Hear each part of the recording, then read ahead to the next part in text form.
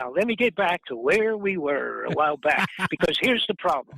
When you ask the question of where we're going, I believe those persons at the highest level of our government and other governments are now aware of the fact that Nibiru, Planet X, is on its way back in. And this is the fable. And by the way, I knew nothing at all. I knew a little smittens about it like everybody else. I had read a couple of stories 30 years ago or 40 years ago in Reader's Digest or Life magazine. Life is in Post magazine. Those magazines are not even in existence any longer. But they had thought they saw it, and maybe it was someplace and all this stuff. Somebody came to me when I was asking around, and I was saying, what in the world are they spending all of the American people's money on dried foods, bullets, machine guns, and all of that stuff, and going and underground and spending billions and billions for underground facilities? What's going on? And somebody quite simply said, oh, probably the fact that the Planet X is on its way back in.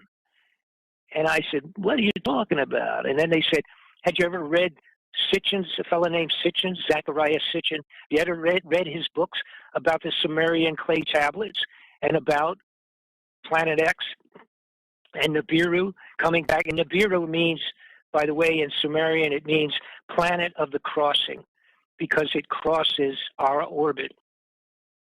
And I said, well, I know a little bit. And they said, well, you got to look at this and talk to this guy and talk to that guy and talk to these people over here that have been studying this thing for 20 years and, read up on it. And then I got from a separate direction, somebody said, do you remember the Ronald Reagan speech on the floor of the United Nations when he freaked people out by saying, what if, would we get together with all the people of the world, all of our enemies, come together if we knew there was an extraterrestrial threat headed towards the Earth? Would we come together? And he said that on the floor of the United Nations in 1983, give or take. What do you think about that? Is that legit, or is that just some kind of a lip service? What his speech? Yes, his comment. Yeah, I mean, what was the? No, his comment is right, because another person had information came to me from other separate directions, and they said, it's about 1983 when Ronald Reagan was given the scientific verification that it was coming back, that Nibiru was on its way in. All right, now think about this now, timing and everything. That's 83. 87 was the Iran-Contra hearings. All right, now Reagan was still in at that time, or George Bush, whichever. George Bush, it's, like a second term for him because he was vice president with Ronald Reagan, right? And then just rolled into the presidency. All right. Now, during the Contra hearings, Senator Brooks from Texas, he asked Oliver North, he says, what is it that we have heard about executive orders planned to suspend the Constitution of the United States under the continuity government program? What's going on with that? And there, this thing was called Rex 84, Ready Emergency Exercise 84, 1984. Oliver North turned pale and almost fell off his seat. And Mr. Enuade from Hawaii was the chairman of the Contra hearings. He gavelled them down and said, we will now close and go behind closed doors for the rest of this. This is not to be talked about in public. Now, that's 87 on the floor of the Congress. That all took place. Matter of fact, interestingly enough, the day that took place was the same day that my toy company was brought up on the floor of the Congress at the same time. But that's a sidebar, just interesting for me. So here's what we had. Apparently, around 83 sometime, it became verified that it looked like that this was real and it was headed back in. What I have discovered is, first off, it was the cause of Noah's floods. The flooding of most of the land was from that. It was the cause of meteor showers back in the biblical time when, in fact, meteor showers came down and killed thousands of people, soldiers and people in the streets. They called it the stars fell from the earth, from the sky to the earth, and it was flaming rain and all of this stuff. All right, that was caused by the close passing of Nibiru. Nibiru is said to. Let me jump in here. Sure. It's a good point for me to ask this question. I mean, is this, Please. in your opinion, is this like the Anunnaki? I mean, what do you think that Nibiru is in your mind? Is this just a celestial body by chance that, the fate of the world, we're just having to cross this thing just every so often, it's just the chance of everything in the universe? Or is there something more nefarious there? Is this thing there's rumors out there it's a craft that's actually being piloted? There's a whole lot of stuff. I don't want to, no, as far as I'm concerned, and now I ended up, once I got into it and I read some really brilliant, shocking things. For example, like I say, the Sitchin had gone over clay tablets. Sumerian clay tablets were like 4,000 years old, 3,000 years old, and read this story, and it included the arrival of this planet Nibiru, approximately 5 times the size of Earth in dimension. It has 4 or 5 moons, apparently, that travels with it, around it, kind of like its own little solar system. But it is the equal to, I like to compare it to, although it's a planet, it is a planet, big, or, it's big enough, it is a planet, and it is an extreme long, elongated orbital configuration. But I like to compare it to Halley's Comet, which comes around every 75 years, been logged in every 75 years, and they know when it's coming, and it came a little while back, zipped around the sun and went back out again, but that's simply a comet. All right, and it's interesting to watch. Then they discovered in the 70s a thing called the Hale-Bopp comet, which had never been seen before. But then they saw it, and here it came, and it came around, and then zipped around. It was bigger in size than the Halley Comet, went around the sun and back out again. And then they said, well, if they did all the math and all the rest of that one is on a 4,200-year orbit. And it was, so obviously with nobody around the last time that happened, well, there was, but they weren't very well educated, so to speak, 4,200 years ago. But that's when it's going to come around again, according to science and astronomy and mathematicians.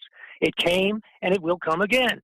All right. Now, I use that as an example because when I first heard about the potential of a 3,000-year orbit of Nibiru, I originally, not being an astronomer, I thought, wow, that's got to be nut stuff. That's crazy. The idea that something would go out and come around and be in a regular orbit that elongated to be going out 1,800 years and then back 1,800 years.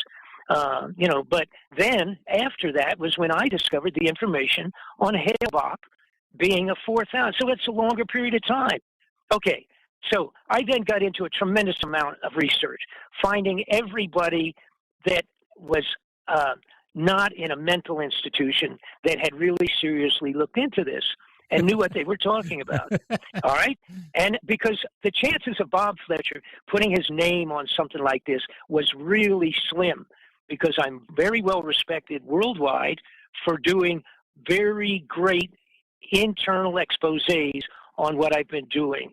And for me to put my name on this, I had to really be convinced. So then I found out, son of a gun, in I'm not sure the exact date, in 1991 or something like that, this Dr. Sitchin, who had everybody throwing stones at him because he was giving people this extraordinary story about this thing coming back around, when the guy that was in charge of, now this is important, the head of the Naval Observatory for the United States of America, his name was Dr. Harrington. He called Sitchin and he said, I saw your stuff a while back and read it. By the way, the date was 1990, while I was running for Congress in Florida. He called Dr. Sitchin into his office. He said, I've been studying this for years, and I found it. You are right. There is a Planet X. There is a Nibiru. And I know where it is by its reaction by other planets and the reaction that's going on as we speak. I have found it, and I'm going to do a full report on that. By the way, that meeting between the two of them is on videotape, and I have it. All right, so, in other words, to verify it happened. The reason I say that is because Sitchin died, or excuse me, Dr. Harrington died very shortly after of cancer, fast-acting cancer, the same kind of a cancer that Ruby, the guy that killed Oswald, died of in prison. You know, he went in prison, he was fine, and then in a short time he died of cancer. All right, Richard Harrington, the head of the Naval Observatory, agreed with Sitchin. He had found it. He's dead. He's gone.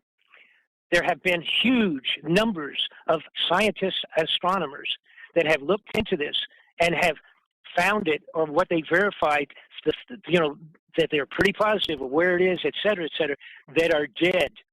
A lot of them. A whole bunch of them died in one gondola in Switzerland when the cable broke, and the whole bunch of them that had a meeting going about some of what we're talking about fell to their death in one big box. The gondolas, you know, those things that go over top of the ski resorts on cables. Anyhow, there's been a lot of other people that have also been involved with this that have ended up dead.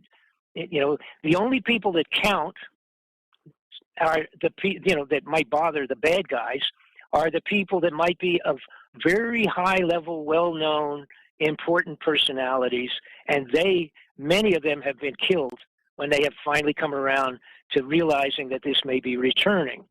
Now, I looked also into the people that had done research. For years, we had people done their entire lives on trying to do legitimate research on this Nibiru. Now, what had happened is some of the best stuff is by Chinese. The Chinese, what we would call ancient astronomers in China that they worked for the emperor in China. And if they made mistakes when they were studying the stars, he cut their heads off. So they were very cautious in terms of what they did. The Chinese astronomers back to antiquity have extreme records written about the dragon that flew across the sky, when it happened. They literally traced it and tracked it on one of its passes. They traced it for like 25 days and exactly where it was, et cetera, et cetera. Now, as you said, it's written in the Bible. It's called Wormwood in the Bible. It is written in Revelations, the descriptions in Revelations. There are whole extreme amounts of biblical reports on this thing. There are reports of every one of the ancient cultures, including some of them where they scratched it on the wall of a cave, for crying out loud, or put it into the side of a religious building or something, all right, of what happened when the planet of the crossing comes back around, what happened the last time and what happens the next time. Now, to add to it, there was a discovery of a thing called a sky disk a while back, and that was actually done during the Bronze Age, and it could be dated. This is a 12-inch round bronze disc highlighted in gold. It shows the constellations, the sun and the moon, and what was, in fact, the passing of Nibiru during the daytime that did blocked off the sun for, I think it was 3 hours or something like that. And that old piece, because it has engraved in this bronze, done in gold on top of it, laminated in gold, was 3,600 years old. The dating done with modern astronomers and the brand new computer programs indicates all the way down. Not only can they tell you the day that this was created, which would have probably been a short while after it had passed, because I believe it was actually a poured disk at that time. So it wouldn't have been, it's not like it was done that day, but it would have to have been within a month or two or something. But the new programs that astronomers have now, when you input the locations of the galaxies that are indicated on this disk in gold, where they're located to each other. It came out to even give it was the fact that it was done not only 3,600 years ago, but at 8:35 in the morning on a given day. So that's how accurate the new computerization is on astronomy information. Now, what I'm saying here is there's this whole unbelievable barrage of historic information on the return of Nibiru and how its effects are felt, et cetera, et cetera. So again, I got into studying all of those and getting with several people that are in fact and have been studying this for years. There's two different thoughts on it, two groups of thoughts, both of them put together by groups that are should be respected, and put it that way. And one of them has been done by a group that's got into not only studying the Chinese, but the Bible in detail on where it describes these events. The feeling of one group is that it is on an elongated orbit, that it may be on our plane, what they call the plane of the ecliptic, which is reasonably flat, that all of our planets are on, give or take a couple million miles, I guess, up and down, left and right. But basically, it's fairly flat.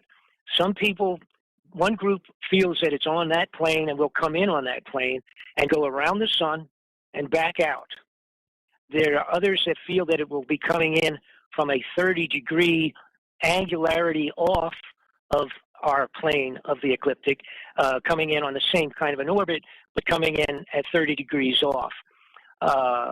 This will affect maybe how long we would be affected and exactly when, et cetera. Now, according to this in-depth studies of the previous few passes where it had come by close enough to affect the Earth, and by the way, it's indicated on that disk that I mentioned, it's called the sky disk. Indicated on there is that the Earth shifted 26 degrees on its axis because of the location of the Orion constellation described on the disk. That would screw things up pretty seriously unto itself, the shifting of 26 degrees. The information in terms of dates, the indication is that the most early close pass for Nibiru would be first seen next December. That would be the earliest possible time. It would be seen in the sky as a new star. It would be coming closer on a daily basis, and it would come to the closest point in the March and April of 5 months later. Okay, so you have the presentation or the first visual December, January, February, and then March and April is when the poop would hit the fan. Well, take us to that first day when that thing shows up in the sky. I mean, what's the powers that be? What's your game plan? What are you going to do when you see that thing show up? Okay, well, let me just make a couple of real crucial points on this whole thing. All right, and by the way, then the next point is the possibility of close pass would either be, if it was not next December, January, February, March, if it's not that period of time, that it would be the next year or the next year, all right?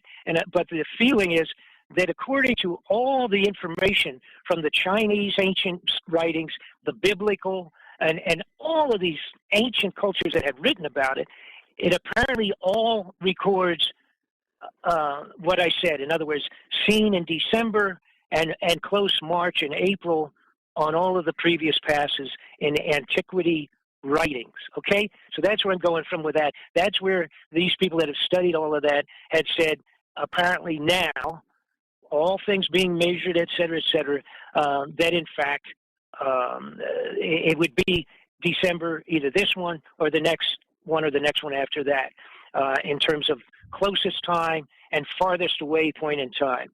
Farthest away point in time might be 6 years. Now, How What's about this though? interesting? I've heard you say before though, and as a preemptive to this whole Nibiru thing coming around, that the government, I guess we could call it our American government, whatever we want to call it now at this point, because Nibiru to me leads me to believe I'm not even worried about the election. I don't care about Hillary or Jeb Bush. That's right. I'm not even worried about that. That's right. But I've heard you. But no, hold on a second. I got a question for you. Go ahead. If we looking at this thing down the barrel, I've heard you state before somewhere, read it somewhere, that you said that martial law has got to be the preemptive thing to this whole thing. So can you go into that bit for us? Yeah, absolutely. And that was the next thing I was getting to. You're 1 page ahead of me all day long here. Okay. So the point, and first off, see, for the people that say, well, and I'm not even going to go there. Let me just go the direction we're going. All right. There is no way that the corrupted government, who is ahead of us, they've got the infrared telescopes, they've got the planet, they've got satellites they've put up in the last 10, 15, 20 years, headed out, going out, taking pictures way out there with infrared and shooting it back to them. We have no access to that whatsoever. Nothing. We don't even know what the moon looks like on the other side or any of that stuff, because the bottom line is, people say, well, how about NASA? Well, NASA is the United States government, and they're controlled by the corrupted persons at the highest levels. They now don't want people to talk about it. Nobody's going to talk about it. They'll be killed if they talk about this stuff. What we're talking about here is the bottom line being that those corrupted persons that are better informed than we are, because we don't have the equipment, they can never, ever announce to the world that there's something like this coming in. They can't do that. And if you just stop and think, just simply apply logic to it, okay, as soon as it's verifiable that something like this is coming through, that may, number one, we may pass through its tail twice. It would probably take 1 hour, according to the math on this thing, about 1 hour for us to pass through it the first time, 1 hour to pass through it when it goes on out, back out, coming around from the sun, from the back. All right. During that period of time, we would have meteor showers that you don't even want to try to describe on the face of the earth, period. We will have electronic interference, the potential of all electronics being shut down even a week before it gets at its closest point would be very likely, because it will, for one thing, it has already affected the sun, causing it to act crazy for about 2 years now. It's already affected livestock. How many millions of fish and birds and stuff in the last 2 or 3 years, and whales, have all died, and they couldn't figure out why? The bees, what's wrong with all the bees? They disappeared. It's got to do with gravity and magnetics and et cetera, et cetera. All right. The little deal, the little piece of microscopic directional thing that's in the head of a bee and in the head of a bird and in the head of a whale, it's caused them all to run into brick walls, and they didn't even know they were there. All right? So that's, I think, and many people agree with me, that's an effect already of Nibiru. The idea of telling the people cannot happen.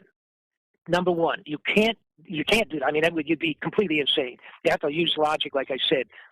People go completely crazy and berserk. I mean, on the entire globe, if they all of a sudden saw it. So the bad guys, the elite handful that built underground hideouts and filled them with the food for themselves to have them finished last year and this year and a year or so back, all right? What's with their time schedule? What is with that? See? There's the people that say, oh, well, you don't have any idea really when, give or take 5, 10 years, blah, blah, blah, blah, blah. That may be. So then let's look at those guys.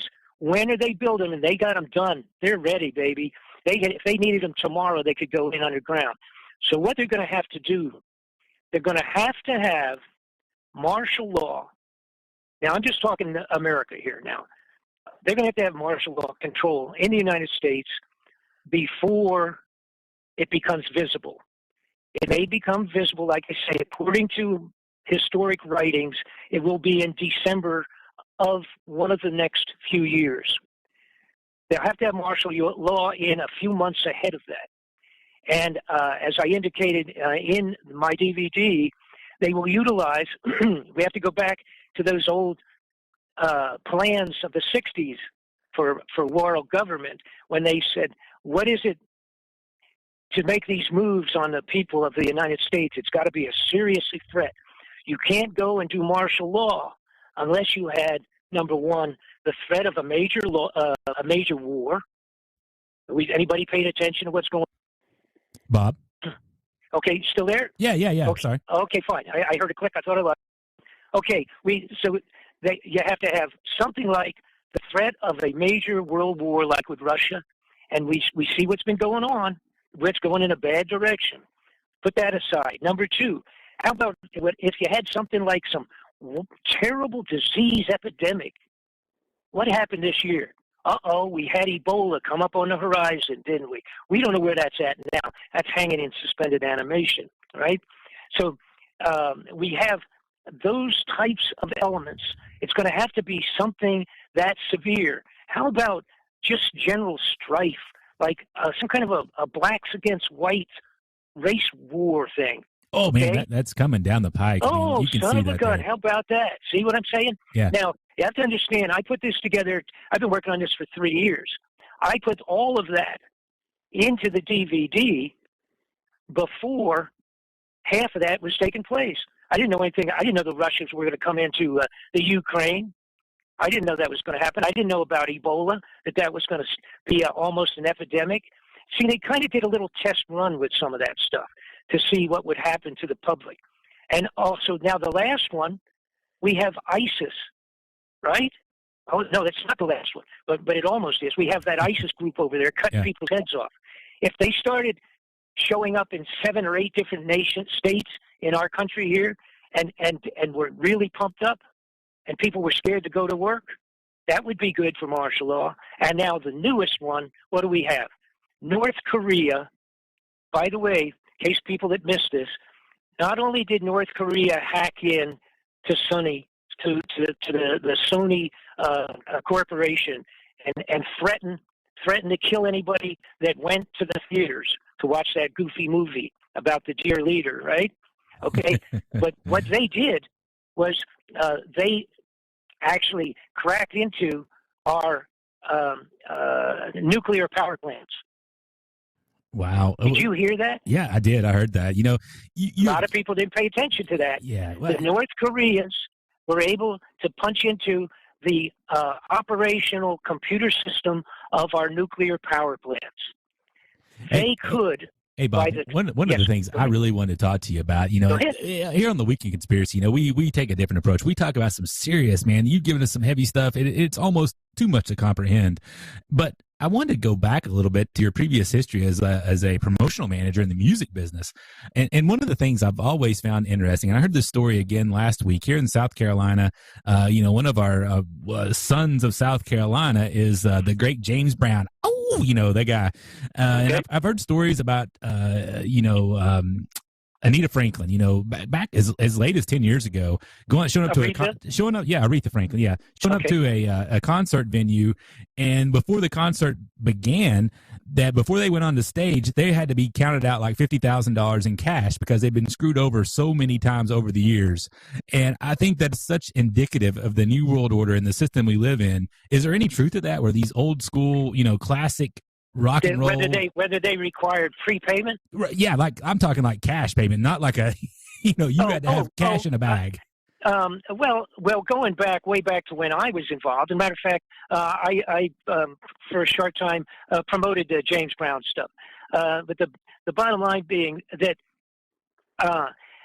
see, there's a lot of promoters that have screwed people around. Period. They just never got paid.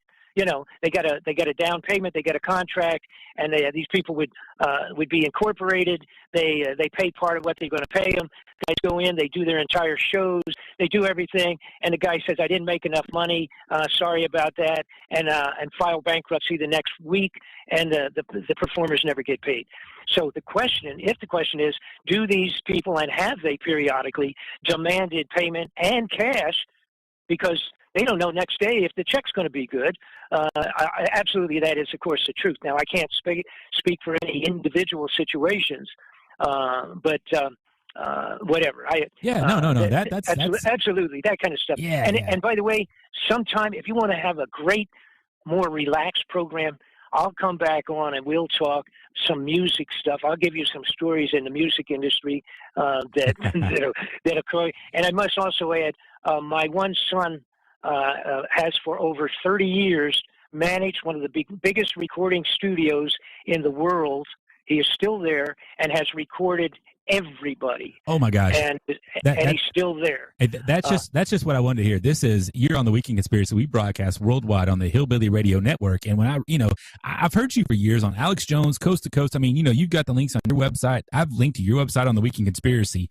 And when I didn't know this about you until earlier this week when I was researching the interview a little bit.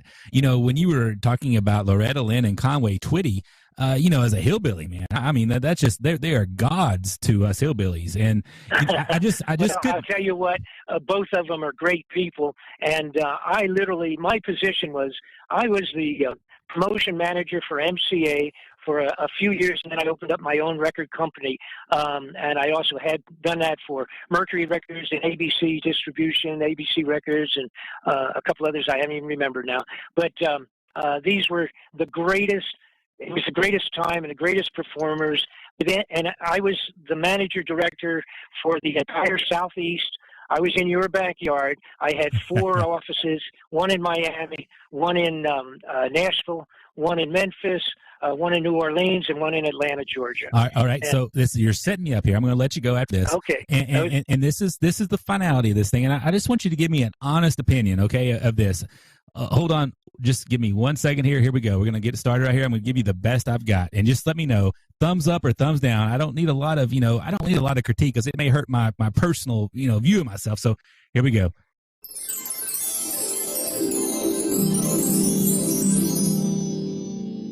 Night moon was drifting through the lazy sway of trees. I saw the look in your eyes, looking into the night, not seeing what you wanted to see. Darling, don't say a word. I've already heard what your body's saying to me. What you need to do is keep doing all you can on the radio, and don't go past that. You'll be all right. And stay away from the Jack Daniels. Mr. Fletcher, sir. Okay, now let me sum this up. Yes, all right? And where are we on time? Are we done or are we good? Pretty good. No, we got a little bit of time left. Carry on, sir. Okay. All right, here's the bottom line. I went into this when the Nibiru thing came in front of my face. I was extremely skeptical. I just said, "Well, wait a minute." But then at the same time, I'm saying to myself, Why did they stop with the New World Order, One World Government push? Why have they stolen all the money and gone underground into these holes with this thing? And why is the rest of the major nations doing the same thing? It's got to be something way out of our control. It's not a war. It's something coming from someplace. And that was when the Nibiru popped up in front of me, and then I studied that. I am convinced, without a doubt. Now, it's very difficult. No, I don't have a crystal ball. None of the people that are studying this have a crystal ball. And to try to say, I'm going to tell you exactly when it is going to be here and be a problem, I can't do it, and none of them will do it, and they shouldn't. I leave the door open, but my feeling is that there is no doubt that this is what has scared these people. See, even the Pope's involved. The Pope and the Vatican a few years back cut a special deal with the United States and built an infrared telescope, a heavy-duty scope in the United States owned by the Vatican. So the Vatican knows about it as well, and it's aimed out in the direction that it would appropriately have to be aimed out. In terms of destruction, it will really do a number. It'll wash all of the waves just like it did during the Noah's floods. The difference of the gravitational effect, by the way, and I have to add another line that I hadn't even thought about, but the bottom line is I do believe that it is on its way back. They know it. They're preparing. They have spent multi-millions on equipment into the local police departments around the United States. That includes troop carriers, hand grenade launching equipment. Every military type of equipment you could imagine is in the United States police forces. Why are they doing that? They're doing that because when the poop really hits the fan, they are going to have riots out of control. Those guys are going to be still up on the top, swinging whatever they have to, their billy clubs and water guns and launching grenades and everything else with their new equipment, while the elite get their tails down into their cubby holes underground. They have bought enough weapons and bullets under the rangers, the forest rangers, and the Internal Revenue Service and the National CDC. They bought millions and thousands of rounds of bullets, enough for 3 wars, under those titles. Why are they doing that, folks? Why are they underground? Why are they building those? Why are they spending millions and billions in the foods and putting them under the ground? They're putting them underground last year, last month, and this week. They're not doing it 5 years from now. That's the scary part. Yeah, amen. That's to that. the reality. There's no doubt about that, Bob Fletcher. I advise, that's the reality. I advise all of our listeners out there to go to bobfletcherinvestigations.com. Check out the video he's got for sale out there, Incoming Nibiru, and he's got multiple others out there about the drug thing, the cartel, and all that. We've talked about this so much. Hey, sir, you've been so kind with your time, and I really appreciate it. And God bless you, and have a great night. Thank you so much for joining us tonight. Thanks a lot, and we'll get back and talk about fantastic music stories. Oh, sometime. man, I look forward to that. I'm going to have another song under my belt by that point. I'll practice a little bit more, But, okay, God bless everybody. Thank you. Thank you, sir. Have a good night.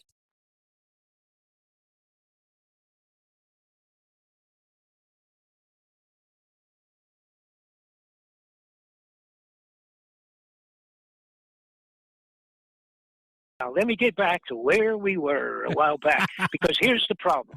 When you ask the question of where we're going, I believe those persons at the highest level of our government and other governments are now aware of the fact that Nibiru, Planet X, is on its way back in. And this is the fable. And by the way, I knew nothing at all. I knew a little smittens about it like everybody else. I had read a couple of stories 30 years ago or 40 years ago in Reader's Digest or Life magazine. Life is in Post magazine. Those magazines are not even in existence any longer. But they had thought they saw it, and maybe it was someplace and all this stuff.